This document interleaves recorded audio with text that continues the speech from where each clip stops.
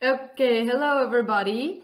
And the first thing from me is to say that this is the third day of our Cambridge Back to School conference. My name is Tatiana Shalepko. I'm Cambridge University Press CLT consultant. And if you can hear me, if you can see me, and you can see the presentation, please type in the chat anything. You can type where you're from, you can type a plus or just a thumb up.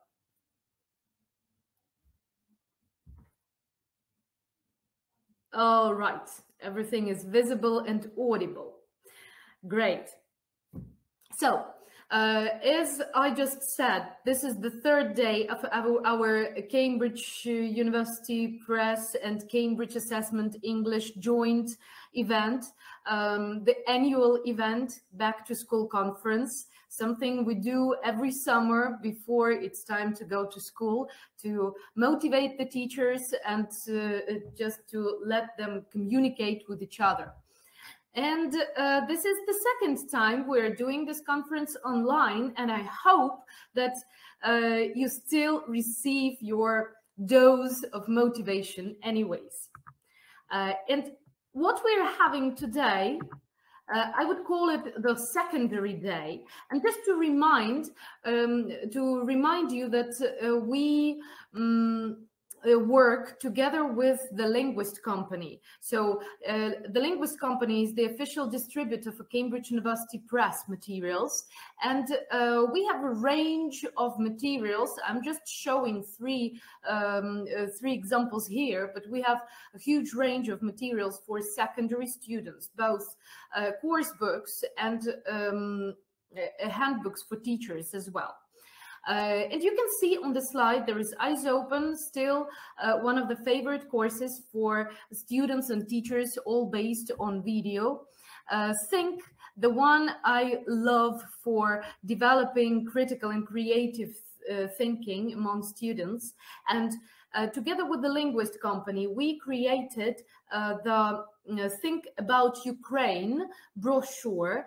This is a brochure that will help your students work on the topics that are not there in the books but are required by the curriculum. So if you order Think, you will receive Think About Ukraine for free. And of course, Prepare, our I'd say bestseller for many years, and Prepare second edition is the book that contains all the best from the first edition and all the teachers need these days, as well as students, because all the material is relevant to what students are interested in, and all the teachers' resources are so flexible that you can build thousands of different ways how to have a lesson. And the Linguist Company suggests Prepare Companion for Ukraine, just as Think About Ukraine. Prepare Companion for Ukraine suggests the topics that are not there in the book, but still are required by the ministry curriculum. And some news for you. We Love Cambridge 1 is written on the first picture, and you can see that there is a phone, a notepad, and a laptop all in one picture, because Cambridge 1 is the new platform, and now all the materials that you used to see on CLMS are now being transferred to Cambridge 1 platform. And Prepare would be the first book that we will be working with in Ukraine, and the first course that will be supported by this platform. And the great thing about Cambridge 1 platform that now substitutes CLMS is that first you can sign in using your social media or Google account, and you can do all your homework on the go, and you can prepare for the lessons on the go, because everything is in one place, both teachers' resources and students' resources. Depending on who you are, you will have access to what you need. And you can work with these materials from your phone, from your smartphone, and the speed of this platform is really great. It works with the same speed as Facebook does.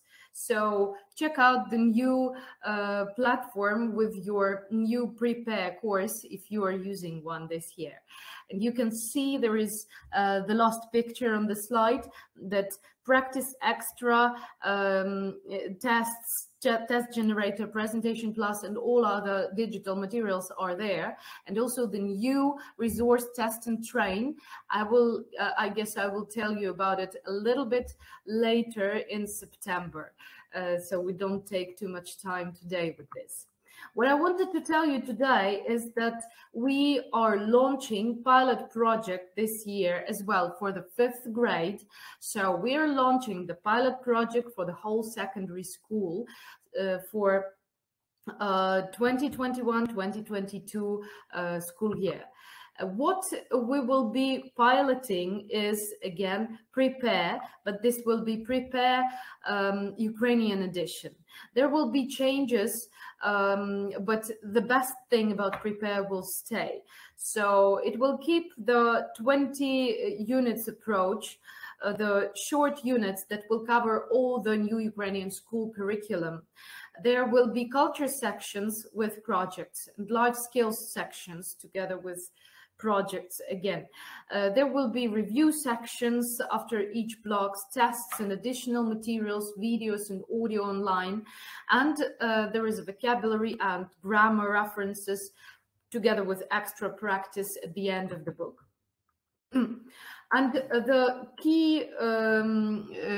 key features of Prepare is that every unit now is personalized. There are personalized tasks, and each unit starts with the About You section and finishes with Talking Point section. So you can link what you know about the topic already, and once we had all the lessons for this topic, you can check what you've learned. There are projects, as I said, for culture and life skills sections. There are life competencies development in life skills sections, and of course self-check. But what I like about Prepare is how it presents, or how it teaches, I'd say, how it teaches grammar, because it teaches grammar through guided discovery with practicing practicing control, as we can call it, when students learn and observe the language from their own discovery and then see how it works and then learn how to use it. And I guess Greg, who is here with us already, is going to tell you more about how exactly grammar should work with secondary students. And here are the examples of vocabulary list, grammar references, and also pronunciation tasks will take some good part of your learning, especially at the lower levels. All the vocabulary list and all the grammar structures are linked to the CEFR standards, and all the common mistakes that students might make in future are prevented through Cambridge English corpus linked tasks. And how we support pilot project. We provide pilot schools with students' book and workbook, and also teachers' book, which will be online. We provide teachers with resources that we create and resources that Cambridge University Press share with us. We provide teachers with yearly plans according to the new Ukrainian school curriculum that will start working massively in 2022. we provide teachers with video and audio. We hold webinars every month. We can provide workshops if needed, and we will be working with pilot teachers on the workshops, most probably online, but hopefully we will have offline part of this studying, training, teacher training, and preparing for the reforms in education. We can provide individual consultations, and at the end of piloting a prepare course, every teacher will have a participation certificate. And also, something we are doing today is the conference with Cambridge experts. We are holding one every August, then every November, and every March. And somewhere in between, we might have some webinars for specific topics also with Cambridge experts. And we have our informational support through our Facebook page, and Viber groups will be created specifically for pilot teachers. Don't forget that we are working on a new Ukrainian school English teacher platform together with the Ministry of Education and Science of Ukraine, Cambridge Assessment English, British Council, and Cambridge University Press. 4 of us created this platform so you can grow professionally. And now we have the secondary section there, a section for secondary teachers where you have core material and you have extra material and access to different materials from all the 4 organizations that will help you learn more about how to teach secondary students. And here are our Facebook resources, Facebook pages and groups for pilot teachers, which are there working for 5 years now, and Ukrainian English language teacher learning platform. This is what it's called, the page where you can see all the updates about the platform. So go to the platform and get your 10-hour certificate already if you passed the test properly. Of course, what we're doing at Cambridge University Press, well, not me particularly, but we had Ben at the first session, who is the head of language research department. What they are doing is developing and putting more details into Cambridge Framework for Life Competencies. You can see the QR code on the slide. You can scan it and go to the hub, Better Learning Hub on cambridge.org website, where you will be able to download or just to look through all the brochures specifically for each competency and each age group. There are primary, secondary, and adult brochures to develop all the competencies, and there are also activity cards to develop these competencies during the lessons. Those are really great, and many teachers already tried it or eager to try starting from September. So don't miss a chance to download those cards and work with them anytime. And today we are moving to, yes, to our 3rd day.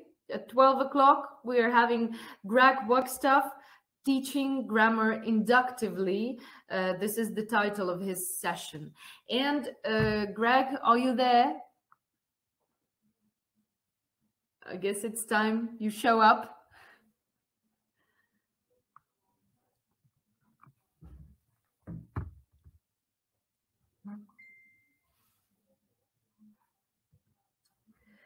Okay, so if you can hear me now, press on the red button on the bottom of the screen. It's on the left, red button, to start speaking. And in that case, you will be able to interrupt my presentation when you press on the webinar organizer. And while Greg is joining us, I will tell you a little bit about how it happened that we started working together. So 2 years ago. Oh, hey, Greg. I just. Hello, Tanya. Sorry, my button wasn't red; it was blue. But I'm here now. Thank you very much. Anyways, I'm gonna tell the story. Yeah, tell the story anyway. Yeah, go for it. Yeah, on the right, where is the list of all the participants, you will see a webinar organizer, and there you can press the button interrupt presentation. So I will be interrupted. Okay. Yeah, so the first time we worked with Greg was 2 years ago. Again, no, it was 1 year ago. We were actually preparing for Cambridge Day in 2020, and everything was prepared, everything was arranged. Greg, I'm not sure he had his tickets for a flight, but we were ready to meet Greg in the airport, and exactly 10 days before the Cambridge Day, it appeared that no one is going to travel for quite a long time. And so Greg had his first webinar in his life, I guess, for Cambridge University Press together with us, Ukrainian teachers. And this is something that connects Greg and Ukraine a lot. And also when I asked him, so what else is there? He told me that, of course, football. And that was, of course, Andriy Shevchenko. And it's funny that Ben also mentioned him on the first session. Oh, right. Are you interrupting me there? I think I'm interrupted. I'm trying to get my presentation up, Tanya. It's okay. all in Ukrainian, unfortunately. So I'm okay. struggling a little bit. So can you see your name on the right? Yes, I can. Yeah. And can you see webinar organizer's name on the right? Yes, I believe so. Do I click on the stop button? Yes, the red stop button. I can see you now. I think that means yes. I'm clicking. Okay. I think we're getting somewhere, guys. Apologies. Right. Okay. And Tanya, I'll just put my presentation on. It's on the left in the materials button. Yeah, it's in Ukrainian. I can see my presentation. I'm clicking on it, and there we go. Wow. Guys, I promise it will be worth waiting for after everything. It wouldn't be a webinar, Tanya, without some problems, would it? So, of course. Hopefully, that's the last of our problems. But yes, I'm very much ready to go now. It's a problem only if you make it a problem. So we just had some fun. I will be disappearing from the screen, but I will be here managing the chat. And whenever you need me, I can pop up. Thank you very much, Tanya. Thank you for the introduction. And yes, we'll see you soon. Right, everybody. So I'd like to begin, first of all, thank you for your patience. I'd like to begin by saying Vitayu i laskaво prosimo, which I believe means hello and welcome in Ukrainian. It's really great to be here again. Like Tanya said, Ukraine has a special place in my heart because it was where I gave my first webinar. When I say where, unfortunately not in the Ukraine, but over the internet. But it's great to be back, so to speak. So yes, what we're looking at today is teaching grammar inductively. So welcome to my session. As Tanya already mentioned, I'm a teacher and teacher trainer based in Seville in the south of Spain. And I'm also an EFL video content creator. So what that means is I make videos on everything to do with EFL. And that's mainly as part of my job as being lucky enough to be one of 9 presenters for the Learn English with Cambridge YouTube channel. Now, if you haven't stopped by, there's some really great videos on there for both teachers and students. So yeah, please stop by and subscribe. We'd love to see you there. So enough about me. Okay, Tanya's spoken about me. I've spoken about myself. Now let's focus on the most important thing today. Okay, and that is the presentation. And that is teaching grammar inductively. So this is an idea I'm particularly passionate about. Tanya's already spoken a little bit about it in regards to prepare and the approach it takes. And so today's session, what we're going to be doing is, first of all, we're going to look at what exactly does it mean to be inductive? Okay, this is something we need to get clear before we go into the later part of the presentation. So we're going to look at what it means exactly to be inductive. Then an example lesson. So yes, I'm a teacher and teacher trainer, but first and foremost, I'm a teacher. And whenever I like to go to webinars, for me, it has to be practical in a real context. And I have to see how it can work in a real classroom. That's what relates to me. And so whenever I give webinars, I try and do the same. So I'm going to, first of all, we're going to talk about what it means to be inductive. And then I'm going to show you an example lesson. After that, we're going to take a step back and have a look at some of the lesson stages, what make up an inductive approach. And then as well, a quick activity brainstorm, different activities you can use for different stages of an inductive lesson.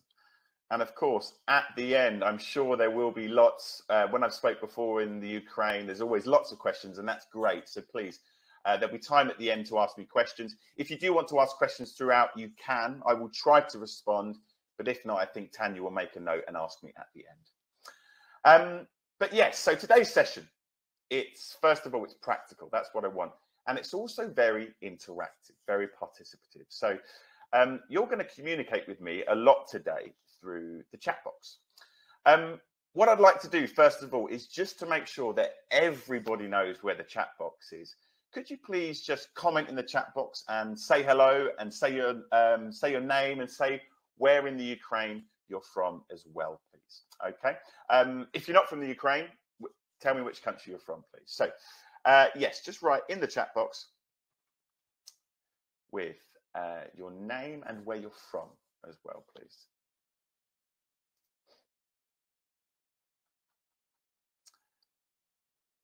Okay, fantastic. Thank you. Loads of people. Here we go. Right, let's try and read them. Sophia from Kiev, Yulia from Dnipro, I think that's how you pronounce it, from Ukraine. Oh, we got someone from Belarus. Hello, welcome. Svetlana from, I didn't quite see. Great. We've got more people from Kiev, someone from Cherkassk, Yulia from Odessa. Lovely city. Okay, that's absolutely great, guys. Thank you. Thank you very much. And that's great. You all obviously know how to use the chat box. So, yeah, that's really important today. There's going to be lots of interaction through the chat box. So please don't go too far from there. Now, to begin this session, what we're going to do is something that might surprise you a little bit. Now, of course, we're talking about primarily English language teachers today, but a lot of the principles we're going to talk about today talk about language in general. So to begin the session, we're not actually going to be looking at English, but instead we're going to do a Ukrainian grammar exercise. I want to see how good my Ukrainian audience's Ukrainian is. So we're going to do a little grammar exercise, and I would like you to complete the answers in the chat box. You can put them in English or Ukrainian, probably Ukrainian's best. And I think Tanya will check them to make sure it's good. So your first task is, here's the instructions, please. And now, could you just complete in the chat box with the answers to this task? I'm going to give you perhaps about a minute or so, please. So just put the answers to this activity in the chat box, please.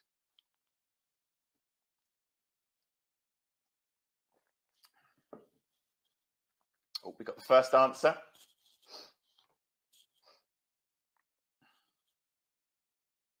Okay, great. I think we've got number ones coming in. Keep them coming. Maybe you want to put them just in one comment. Number 1, 2, 3, 4, 5, 6. However you please. Okay, but please, yeah, just complete the answers to the activity and put them in the chat box, please.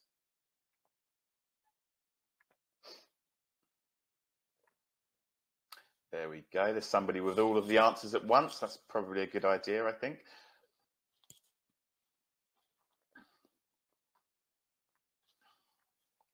Okay, I'll give you another 30 seconds or so, guys, okay, just to complete it. I bet you didn't expect this when you logged in, to be completing Ukrainian grammar exercises, but I'm doing this for a reason. I'm doing this for a reason. So, yeah, just another 10 more seconds or so, guys. How good is your Ukrainian? Show me, impress me. I think the answers are correct. Okay. So first of all, absolutely fantastic. I'm pretty sure they're correct. I can't say for sure, but let's have a look. I'm just going to show you the answers now as well. Okay, so now, yeah, just check your answers, please. I'm pretty sure most of you got them all correct, I'm sure. Okay, so thank you. Answers still coming in. So really, really great work there. So here are the answers as well.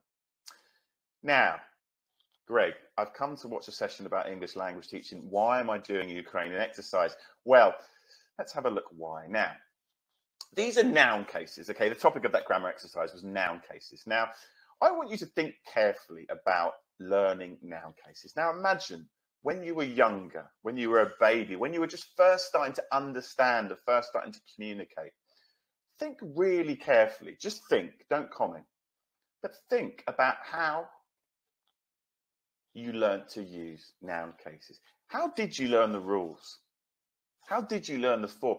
Think really carefully. What was the process there of you going from a child who can't communicate to a child that can understand and use the rules around noun cases? Just think to yourself for a few more seconds, how did that process happen when I was younger? Because I've got two options for you now, and I would like you to choose what I'd like you to think. So imagine learning noun cases when you were younger. Okay, so think about this. You've perhaps got two options. The first option is, as a child, before you ever saw or heard it in natural context, your mum or your dad or somebody sat you down and say, look, listen, Tatiana or Tanya, this is the grammar rule. This is how we use it, and this is how we use it. So there's option A, okay? Or we've also got option B as well. Now, this is the idea that as a child, first of all, you saw it in natural context, and then you worked out the rule by yourself. Perhaps somebody told you later on what the rule was, but to begin with, to work it out. So please just comment now with option A or option B. What option describes your experience best, please? Option A or option B, please.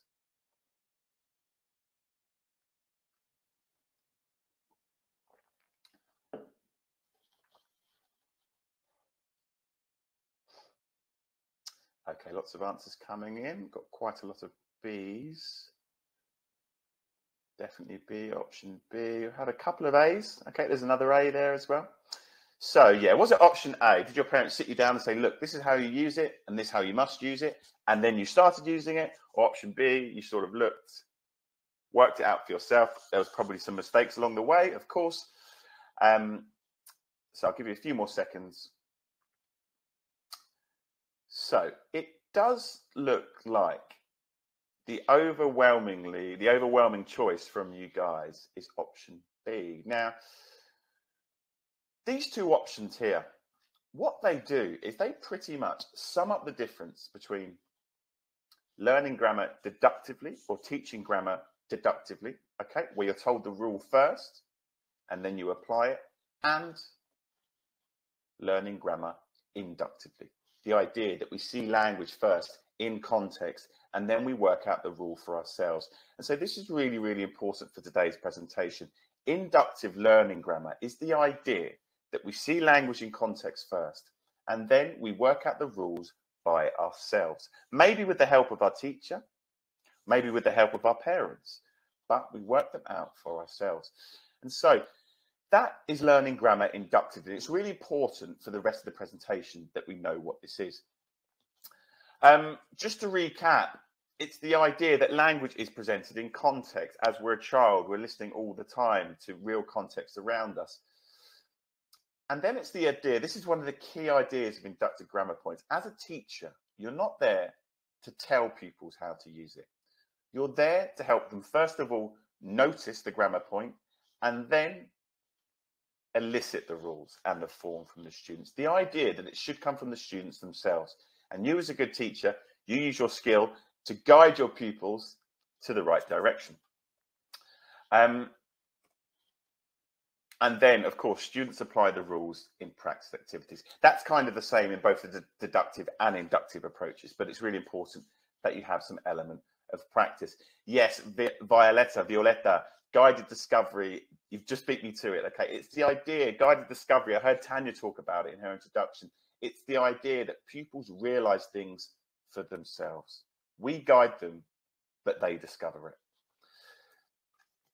And the benefits of learning grammar inductively, I mean, what makes it good? I mean, first of all, of course, it does reflect natural language learning. Now, we can never fully reproduce the experience we had as children, of course.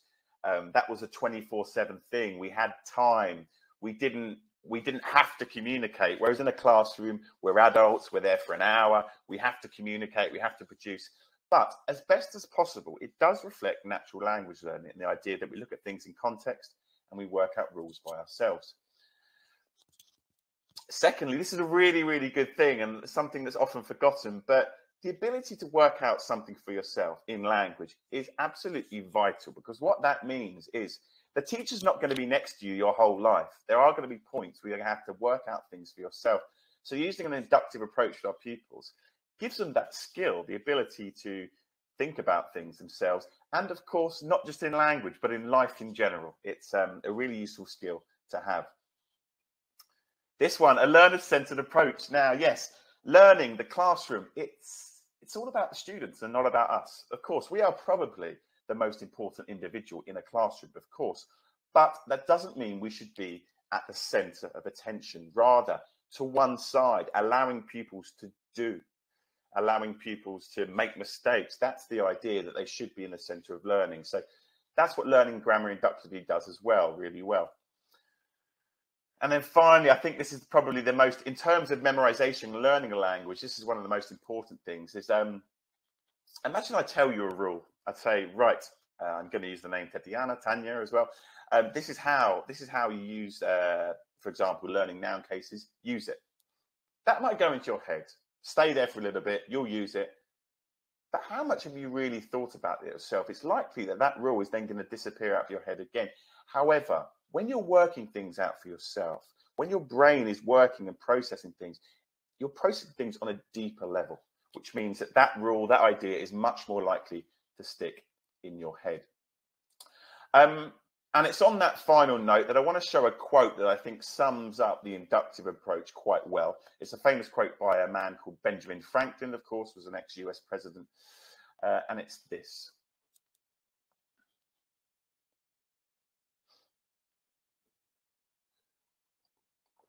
I think the key point is that last one there. Involve me and I learn, of course. You learn best. We learn best by doing. Okay, and that's what the inductive approach is all about. So first part of the session, okay, what exactly does it mean to be inductive? That's what it means, okay? I'm going to repeat this a lot today, but it's language in context and working things out for yourself with the help of your teacher. But as I said, that's the kind of theory of the session. Now let's look at the practice. So I'm very much a webinar speaker who likes to make things real and likes to put things into practice. And now we're going to have an example lesson. So I'm going to be the teacher and you are going to be my students. So you're going to be working very hard for the next 10 or 15 minutes. Here's my example lesson. I think you've got maybe 7 or 8 tasks to do for me. So I hope you're ready. I need lots of participation in the chat box. But let's have a look at an inductive example lesson as well. So first of all, just think to yourself. Just think, please.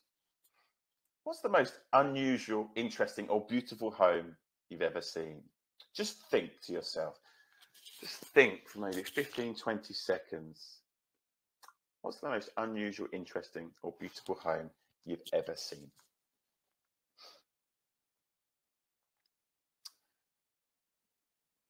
Because now, I have some example photos for you, but think from your experience. What's the most beautiful, unusual, or interesting home you've ever seen? Now I would like you, please, just to comment in the chat box with no more than 20 words. Think about the house from your experience, from your memories. Why was it special, please? Just comment in the chat box, nice and quickly. Maria, tell me about the house in Amsterdam. I'm not sure. Tell me about the play at the Gaudi. please just comment in 20 words. I'm going to give you a minute or so. Why was this house special, please? A sunflower house in Germany. In Kiev, the house with chimeras. A high-tech house in a forest. Great. Keep them coming in. Okay, so what was special? It was stylish, comfy, and modern. Thank you, Telechuk. Upside down house, a tree house, a floating house, animals on the house. Okay, absolutely transparent. I'm assuming you mean it was made of glass, I suppose. It used to be the home of a painter. Here we go. Lots coming in. Upside down house. Okay, great. So an eco house. Really, really great. Okay, so guys, that's what we need to think about. So that's going to be the topic of today's lesson, unusual homes. And thank you for your contributions there. Now, what we're going to look at next is I'm going to show you a reading, okay, a text. You're going to read for 45 seconds. So read quickly, please. Don't read every word. Just quickly scan over and decide which house do Paula and Gary live in now. Okay, you're going to have two photos, A and B, and you're going to read for 45 seconds. Which house do Paula and Gary live in now? Please comment with A or B, please.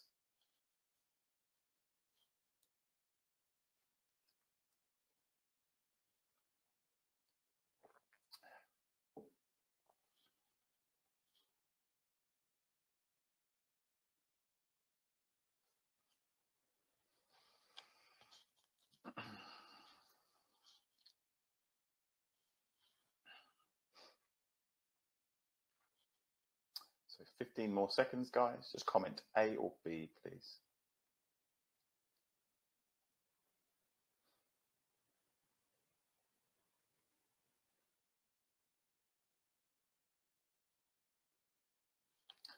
Okay, and we're going to stop there. So, yes, I think the overwhelming choice of people were B there, and B was correct. Apologies if the text was a bit small there. But yes, B was correct. Now, what we're going to do now is we're going to interact with the text again. This time we're going to listen, okay? And I have two questions for you. How did they come up with the idea, and who worked more on the house? So you're going to listen and think about those two answers particularly, okay? What's going to happen now is I'm going to stop the presentation and I'm going to have to upload an audio. So the presentation is going to disappear for a few minutes. But yes, those two questions, just remember, how did they come up with the idea? How did they think of the idea? And who worked more on the house, please? So let me just play this audio, please. Paula and Gary weren't happy. There we go. They both wanted to live somewhere more interesting, so they started to look for a new home. They were looking at homes on the internet one day when Tim, Gary's dad, had an idea. Tim had his own lorry business and he was selling one of his lorries. Why didn't Paula and Gary buy it and make it into their new home? Gary and Paula thought this was a brilliant idea and bought it that same day. It was a busy year. Gary was building everything for their new home while Paula was working. He built cupboards around the cooker and the sink, and he even built the shower. They bought a small sofa because there wasn't enough space for a big one. Finally, 6 months ago, Gary finished the work on the lorry and they moved in. Gary and Paula love their new home. Paula thinks the best thing is the entrance made of wood and glass, and Gary loves the high ceiling because he's tall. There's no place like home. Paula and Gary weren't happy. Let me stop that. They both wanted to live somewhere. Okay, I'll give you just a few more seconds then, please. How did they come up with the idea, and who worked more on the house? So lots of answers coming in. Gary's dad or Paula's dad, people are saying for the first answer, and then who worked more on the house as well. So my presentation didn't disappear in the end, so that's good as well. Great, really good listening skills. Now, of course, this is taken from A2, B1 level, so it's probably a bit easy for you, but it's just here to give you an idea of an inductive lesson. Now, what we're going to do next is, we have another activity. Okay, so what's going to happen is I'm going to show you some sentences. These are sentences taken from the reading or the listening, and I would just like you to complete them for me, please. So again, I'm going to give you another minute. Lots of work for you today, guys. Just complete. What are the missing words, please, in the chat box? What are the missing words, please?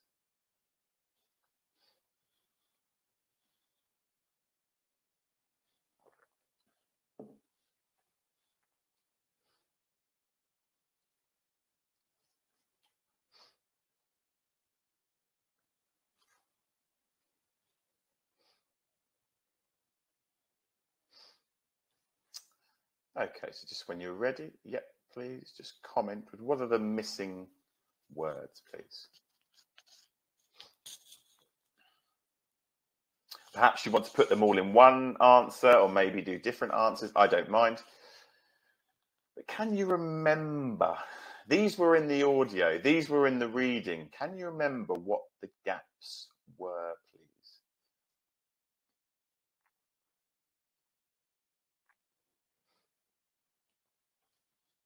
Okay, thank you. Yevgenia, thank you. Got all the answers there. Olga, I can see, thank you. Okay, Hannah, thank you very much. Sorry, a lot of these names are appearing in Ukrainian, so I can't read them out too well. But Natalia, Margarita, thank you. It's great participation. Thank you, guys. Keep it up. So I'll give you a few more seconds and then we'll have a look at the language that was missing. So there we go, guys. So those are the answers. Number 1 was building. Number 2 was working. Number 3 were looking. Then number 4, 5, and 6 are had, finished, and moved. Okay, so we've got some language there on screen, which I've highlighted. I would like you to just have a little think to yourself, guys, and think. Oh, excuse me. Just comment in the chat box. There's obviously 2 different types of verb there. We've got ones with ing and ones without ing, normally with d on the end. Just comment, please. Which numbers are past simple? Which numbers are past continuous, please?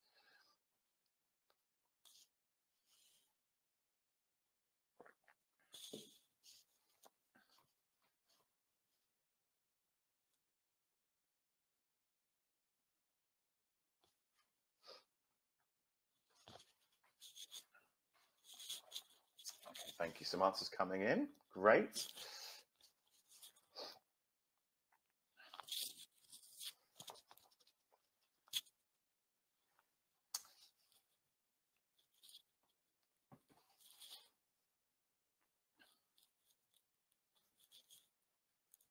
Okay, thank you. Guys, thank you so much for your participation. This is really, really great. I appreciate it. Might be a bit easy for you, but lots of all the correct answers coming in. Of course, I think everybody's got them correct now. So past continuous, number 1, 2, 3, and past simple, number 4, 5, and 6. Now, 3 more activities left for this. Now, the next one is, please, could I ask you, please, again, looking at the sentence, looking at the language we're looking at here, could you please just write this sentence out correctly, please? You can see here we have a phrase and we need to choose the correct option. To form the past continuous, we use, again, I'm not going to tell you the answer here. Rather, I want you to look for yourself and then complete the sentence, please. Have a look at the messages. Have a look at the sentences, please. And then complete for yourself. Choose the correct words, please.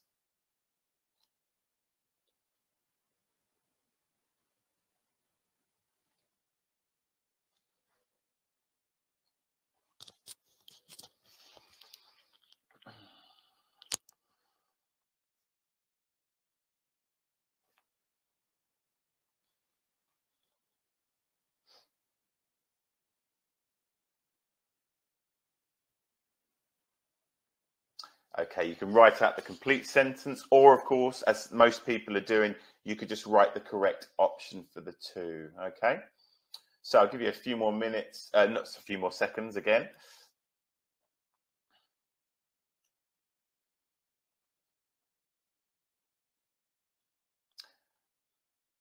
Okay, now, thank you. Now, next activity.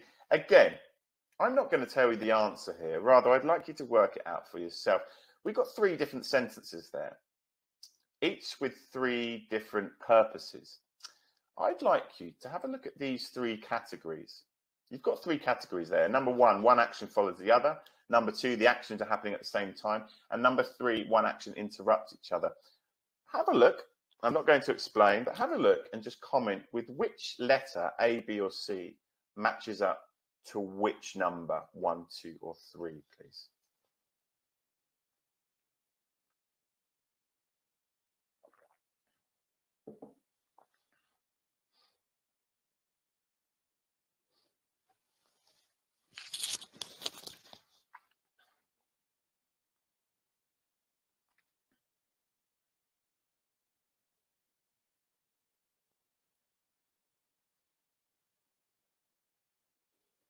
Okay, thank you. Lots of answers coming in. This is your penultimate task, your second last task.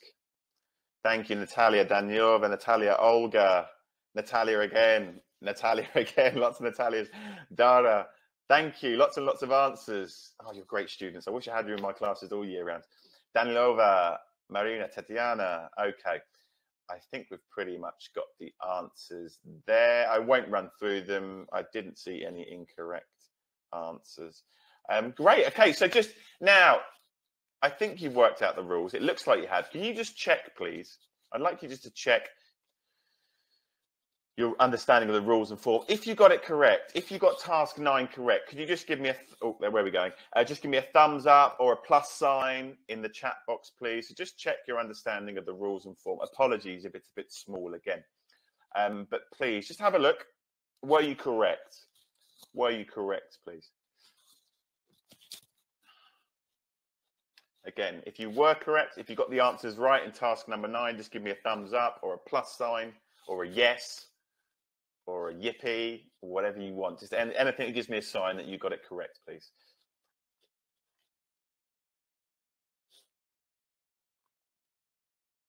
Lots of plus signs, lots of plus. Look at all of you guys. Okay, really good. Just a few more seconds. If you got it correct, again, give me a sign, whatever you wish, but just something that shows that you understood, please.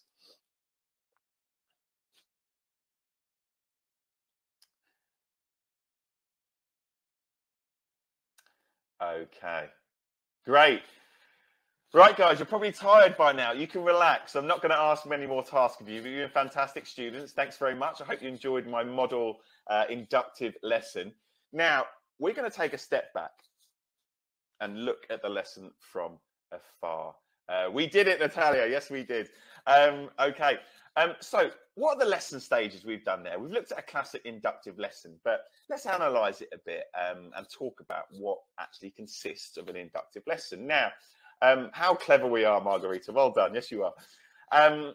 So stage of an inductive lesson. Now, there's 5 stages in a normal lesson. There's 2 very, very important ones, though. So we're going to go through them now. First of all, we have a lead-in. Language in context, that's the first really important one. Noticing an elicitation, that's the second really important one. Confirming understanding, and then finally, of course,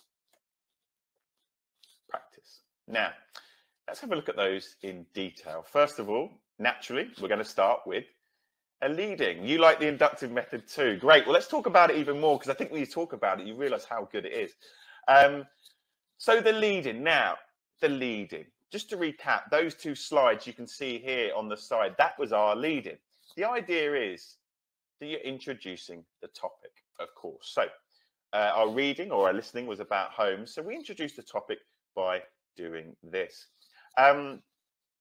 What this does something called activate schemata. Now, that's a technical term. I'm sure most of you understand it already. If you don't, however, what the idea is that in our head, we've got lots of little bubbles of schemata. where language for certain topics or for certain situations, like here, for example, is where I talk about parties. Here is where I talk about football and Andrei Shevchenko and Sergei Rebrov. Here is where I talk about my weekend, for example. What we've done there, we have a little bubble here where we have our language about homes. We've activated that. We've got that warmed up, because when it's warmed up, it's more ready to receive information. So rather than saying to our pupils, read this or listen to this, we lead in. We have a gentle activity which warms up our brains. And the idea is as well is that you should make it personal as well. I tried making it personal to you guys there, because it's always easier to talk about yourself or something that's personal to you. So it's really, really nice to make it personal. And don't forget, it's the beginning of the lesson. It's quite difficult for our pupils to come in and just start talking about a random topic. If it's personal to them, it's probably an easier challenge for them. So language in context. Now, the first big stage, the first most important stage of an inductive lesson. Now, the idea is here, we saw our language in context there. We looked at both a reading and then we listened to it as well. This is a key feature. It's really, really important. It reflects natural language learning, the idea that we see language in context. And that's a natural context, of course. If we just see sentences, is that very natural? Is that how we're likely to see the language in reality? Probably not. So language in context is really important, and you need to make it as natural as possible. Thank you, Hannah. I like the inductive method. Now, the next stage is possibly the most important stage, noticing elicitation. And this is where you earn your money as teachers. This is why you're the professionals you are. And that's this next stage. Now, noticing and elicitation. You can see we had 5 or 6 different slides there on noticing elicitation. And what the idea is, sorry, of course, it's a key feature. You're drawing attention to your pupils. You're drawing attention from your pupils to what you want them to look at. Imagine their heads are like this, not looking any direction. You're gradually grabbing their heads and putting them and making them look in the direction that you want. Because that's what I did here. I never said to you from the beginning, guys, look at this past continuous, look at this past simple. I gradually, little by little, and that's important, I guided you towards the language. I didn't tell you what it was. And there was an increasing focus. Now, this is important. You can see, like in this slide here, well, to begin with, we were looking at the whole context, the whole text. Little by little, I got you to focus on the language that I wanted you to focus on. If we look at task 5, for example, I'm not sure if you realize, but those two questions were actually, the answers to them were the present continuous and the past simple. So I got you looking at the language and little by little working out for yourself. That's the important thing, of course, working out for yourself what they meant or what the form was. So a simple stage, confirming understanding. Of course, when you think, or when I thought you'd worked it out, just to check, I confirmed understanding with you, and we used a reference page there, a grammar reference page. And then finally, practice. Now, this is something we didn't actually do in class together, but it's an important stage of an inductive lesson, and that is practice. Now, Tanya was talking about this earlier. First of all, practice. Yes, what you do is you work out the rules, and then what you need to do is you need to test them. Do I understand them? Your pupils are sitting there saying, yes, yes, I understand the rules. Let's test them. Okay, let's test them. And of course, at the same time, let's make sure they embed it in their head. That's concrete understanding.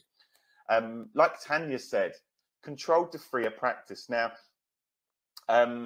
this is something, 2 different types of practice. Now, controlled practice are those activities that are limited. You've only got a small gap to make an answer. As you can see here, you write 1 word. Okay, we've pretty much done all of the context for our pupils and just asking them to do, making 1 or 2 words in there, quite a focus. So that's a controlled practice. However, freer practice is down here. The idea is towards the end of the lesson, as our pupils are more comfortable with the language, we give them a free situation in which to use it. So Here they're talking about what they did yesterday. Now, that's something that is quite open and quite free. You could have done anything yesterday. In activity 4, it's quite tight, but in activity 7, it becomes more freer practice. So what we're going to do now is we've looked at the 5 stages of an inductive lesson. Could you please just unscramble these words and put them in the chat box for me, please? There's 5 different stages there. Again, perhaps you want to put them all in one message or in different messages, please.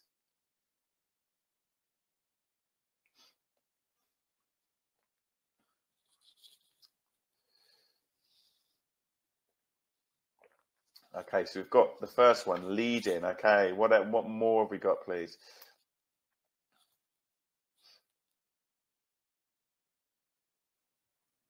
Language in context, practice, confirm understanding. Okay, there's one I haven't seen yet, and the most important one, don't forget as well. Okay, somebody's just put it. Great.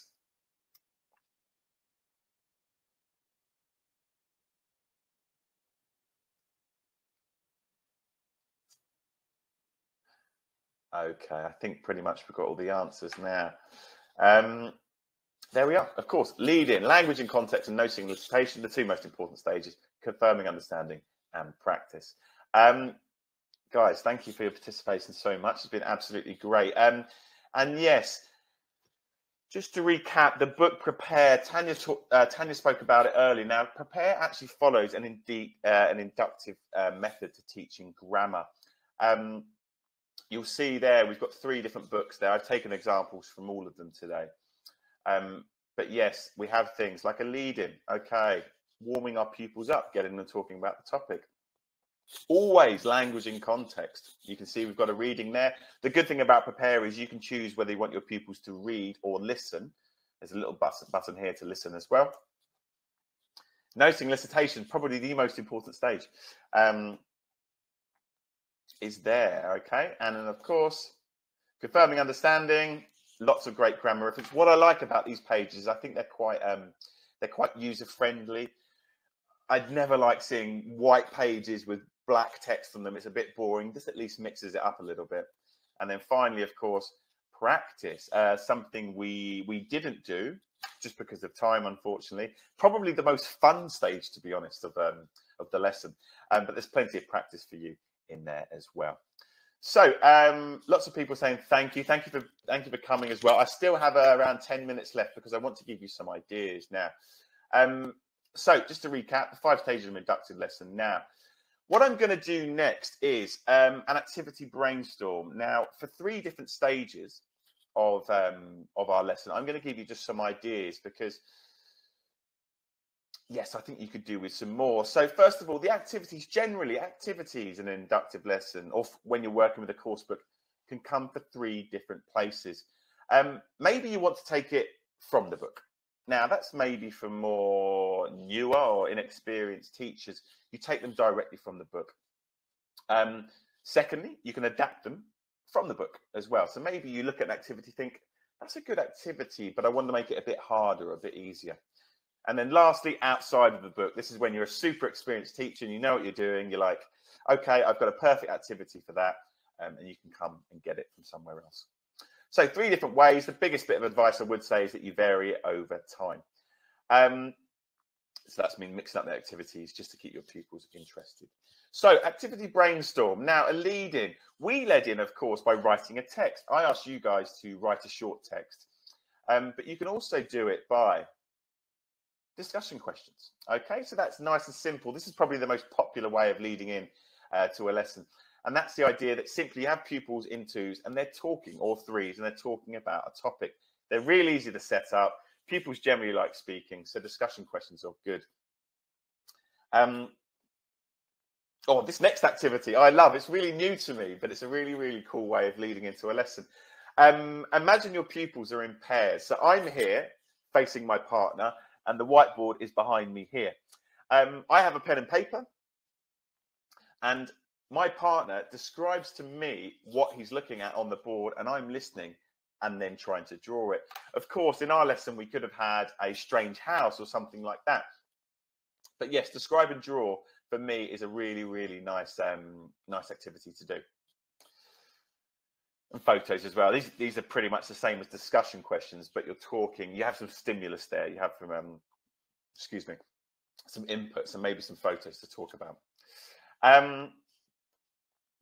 What else have we got? Language in context. So we looked at a reading. We also did a listening. Don't forget that you can do things like a story, for example. Okay, you can maybe invent a story yourself with the language put in. A video, of course. I love my videos. I love my EFL videos. That's the way our industry is going. It's technology is helping us more and more. So why not get like a YouTube video, for example? Perhaps you could have for past continuous versus past simple. You could have a policeman talking about how he chased a robber down the street. But any kind of video to support it, students love that. And possibly a song, guys. Now, a song, of course, is really, really nice. It probably might be a bit difficult to find a song that exactly matches your grammar point. But yeah, song's not a bad idea as well. And then finally, noticing elicitation. So leading questions is what we started with. That's where I led you to look at what I wanted you to lead at to begin with. You can do that. Gap sentences, which we did with you guys. Although you did it really well, an easier example is perhaps a keyword activity. I'm not sure if that's too small for you to see, but that's where you give. It's the same as a gap sentence, but you're giving them a base word to work from.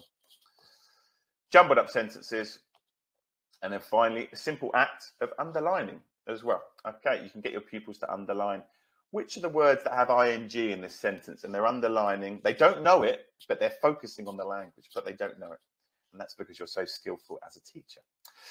Okay, right, so we're nearly there. A quick recap now, please. I'm going to ask you just to comment. You've got one more task left. Just comment, please. Could you just complete the gaps, please? Okay, so in an inductive grammar approach, language is presented in cups. Is it presented in cups in our lessons? I don't know. You tell me.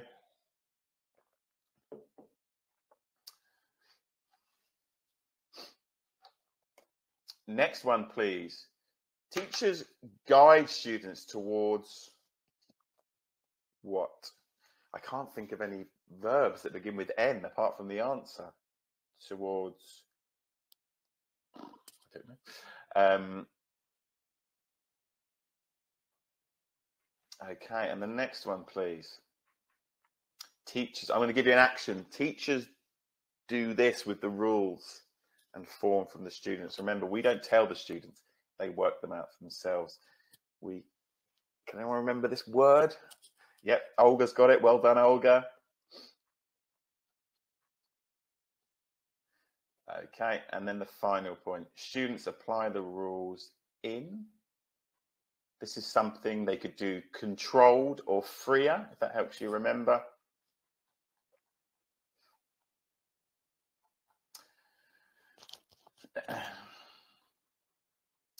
Of course, now here's the answers. Okay, so language in context, you help pupils notice, you elicit the rules, you help them draw them out, and then you apply the rules in practice activities. Okay, yep, so just to recap, it reflects natural language learning, of course.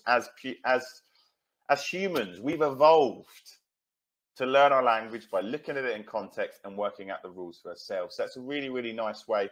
Of course, it doesn't replicate it exactly, but it's a really, really nice way of representing a really natural form of learning language. Yes, give them this skill. They can then use it in the future in their English language learning or in life in general. It's about the pupils. It's not about you. It's not about me. It's about the people. So put the people in the middle of the lesson by letting them do all the work. And of course, it means you talk less and you can just, sit back and maybe relax a bit more than if you're at the front of the class telling them all what to do. And yes, of course, it helps. It's simply we think about it more.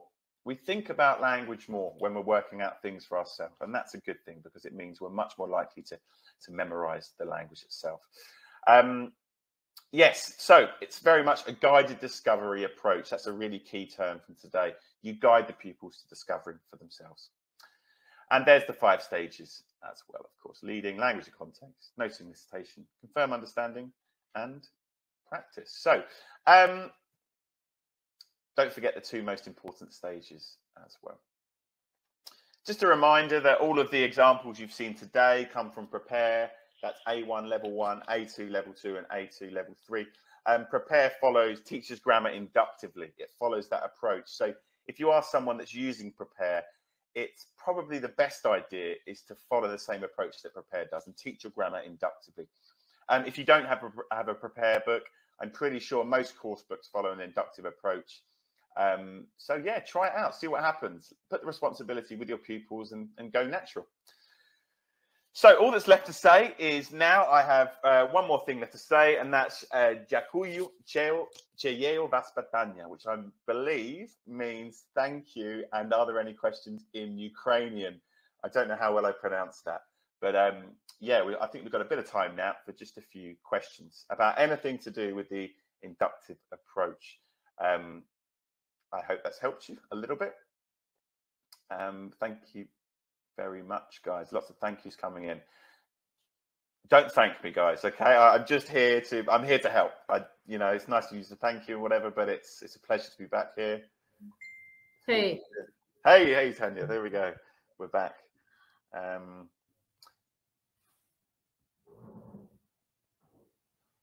Okay, there's a question whether it's possible to see your presentation. Yeah, there will be the recording. You will receive the recordings of this webinar after we finish. So you will receive it in the thank you letter, and also we will put the recording of the webinar to our YouTube channel. So yes, you will be able, I don't know, to make screenshots. Okay. Samples of Prepare book will follow again as a follow-up in the thank you letter, so you will see it. Okay. Lots of thank you, guys. Thank you very much. It's always great here in the Ukraine. The teacher's always great, really participative, really informed. So it's good to be back. Hopefully, Tanya, one day I'll be there in person. Me and Tanya, we know each other quite well, but we've never actually met in person. Yeah, that's funny. it's a friendship of the COVID age, isn't it, Tanya? It is. Yeah. Yes, you can learn grammar deductively. Now, I think that's important. I'm going to talk a bit more about that. So I'm not here to say that the inductive approach is right for everyone. I don't think that anyone should ever say that. You do have a deductive approach as well. And now, obviously, the deductive approach works on the idea that you tell your pupils the rules first, and then they apply them. Now, that's good for some situations if maybe you're used to that approach. A lot of people have grown up with that approach, so they're used to it. It's often quite good for time as well, because, you know, you have an hour in class sometimes. Sometimes you're thinking, I could spend a bit of time learning grammar inductively, but I've got other things to do. I need to tell my pupils what the rule is quickly, and we need to complete the activity. So you can learn grammar inductively. Yes, of course. I do genuinely believe that it sticks more in your head when you learn it inductively, when you're working out for yourself. But I'm not here to say that you should never teach grammar deductively. That's your choice as a teacher. But yeah, thank you for bringing that up, because that's important. Yeah. I think it's always a combination, but in the lower levels, it's better to teach, to learn grammar inductively for sure. Mm-hmm. Certificate question. You will receive your certificates after the webinar when you fill out the feedback form. And you will get the link to the feedback form in the thank you letter. And also, when we finish the webinar, there will be a green button. If you press that green button, it will lead you to the feedback form as well. So you will have it after the webinar. Do we have any more questions? Yeah, any more questions, guys? Lots of thank you. I'll keep saying that. Thank you. Honestly, thank you to you all, guys. It's It's good to be. Well, I think it's then, if we don't have very specific grammar questions, people can ask you other questions at the next session that will now happen in like 50 minutes.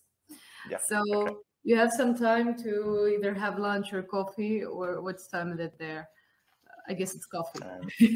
Yes, it's still coffee here. I suppose. What time is it in over there? You guys are in the afternoon now, aren't you? I suppose. It's 1 p.m. So it's lunchtime here. Oh right. Oh, okay. Okay.